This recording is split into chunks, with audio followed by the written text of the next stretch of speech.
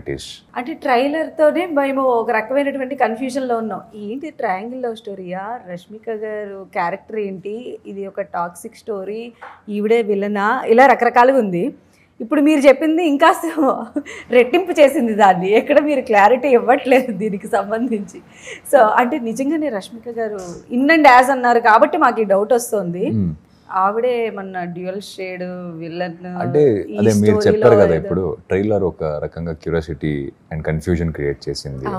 ఆ కన్ఫ్యూజన్ ఆ క్యూరియాసిటీ ఉంటేనే థియేటర్కి వస్తారు. బికాజ్ ఇప్పుడు ఎలా అయిపోయిందంటే మీకు ఏదైనా ఒకటి ఉండాలి థియేటర్కి రావాలంటే, లేకపోతే ఓటీటీలో చూద్దామని చాలా ఈజీ అయిపోతాం. Correct no? So we have to keep that hook.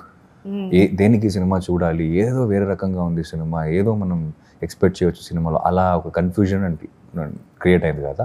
I would love to keep that confusion as it is. November 7th అందరికీ జనరల్గా మనం సినిమా తీసాం, ఎందుకు తీసాం, మన కోసం అంటే మనం చూడడానికి చేయలేదు. It's for the audience and it will come out on November 7th.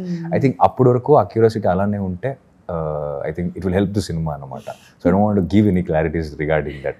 Cinema అయిన తర్వాత మనం మాట్లాడుకుందాం, రిలీజ్ అయిన తర్వాత మనం మంచిగా మాట్లాడుకుందాం, చాలా ఓపెన్ గా మాట్లాడుకుందాం.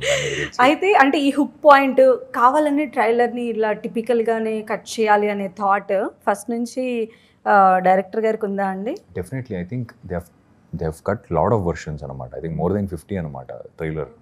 They have cut 50 versions of trailers and all. అంటే అంత ప్యాషన్గా ఉన్నారు. ప్రొడక్షన్ హౌస్ అయినా, డైరెక్టర్ అయినా, they are very very passionate about this film.